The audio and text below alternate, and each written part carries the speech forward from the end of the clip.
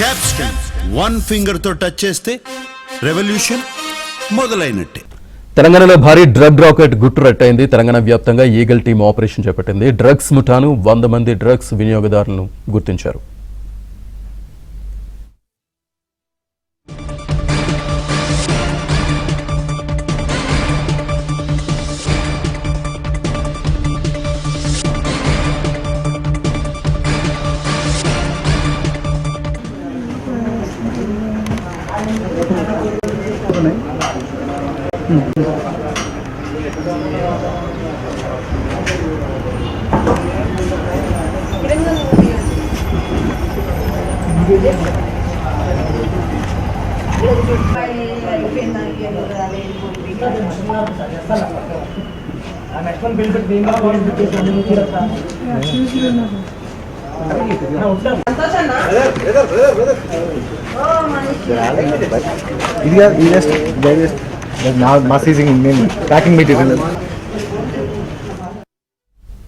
బాలనగర్లోని ఓ ఇంట్లో భారీగా గంజాయిని స్వాధీనం చేసుకున్నారు. తనిఖీల సమయంలో పోలీసులపై నిందితులు కత్తితో దాడి చేశారు.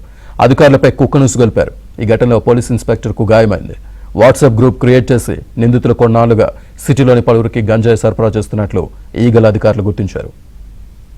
బాలనగర్ ప్రాంతంలో రాజు కాలనీలో వీళ్ళు నివసిస్తున్నారనేది ఐడెంటిఫై చేసి వెంటనే ఈరోజు early morning different teams form చేసుకొని వాళ్ళ ఇంట్ల మీద రేడ్ చేయడం జరిగింది. రేడ్ చేసే సమయంలో మా inspector Mallesh and other teams, మా హైదరాబాద్ నార్కోటిక్స్ టీము, తర్వాత రాచకొండ నార్కోటిక్స్ టీం, వీళ్ళంతా కలిసి వాళ్ళ ఇంటి మీద రేడ్ చేసినప్పుడు ఈ బొల్లా బ్రదర్స్ తాము పెంచుకుంటున్న కుక్కల్ని మా పోలీసుల మీదకి వదలడం జరిగింది.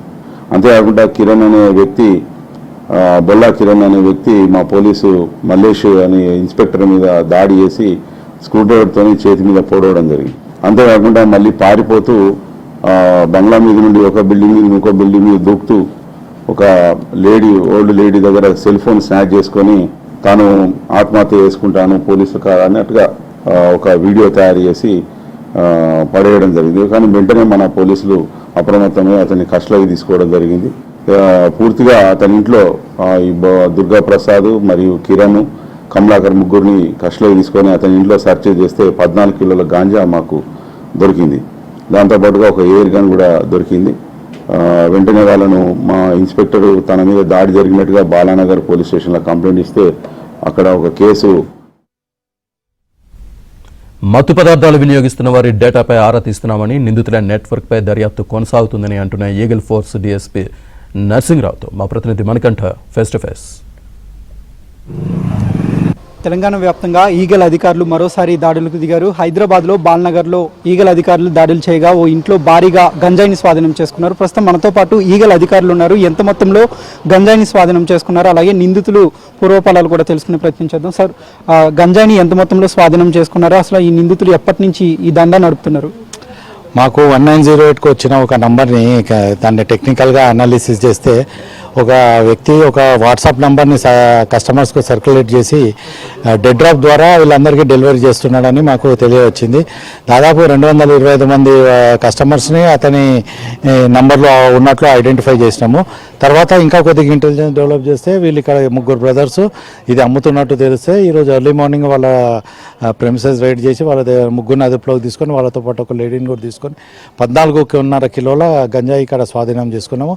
ఇదే టైంలో మాకు సిటీ పోలీస్ నుంచి ఒక 20 టీమ్స్ హెచ్ని వాళ్ళు వచ్చినారు. మా యొక్క 30 teams 50 teams more than 70 consumers వీళ్ళ దాంట్లో ఐడెంటిఫై అయిన వాళ్ళు ఏకకాలంలో దాడులు చేస్తే వాళ్ళకు టెస్టింగ్ చేస్తే 64 మెంబర్స్కు ఇప్పటివరకు పాజిటివ్ వచ్చింది. ఇంకా దాడులు జరుగుతూ ఉన్నాయి.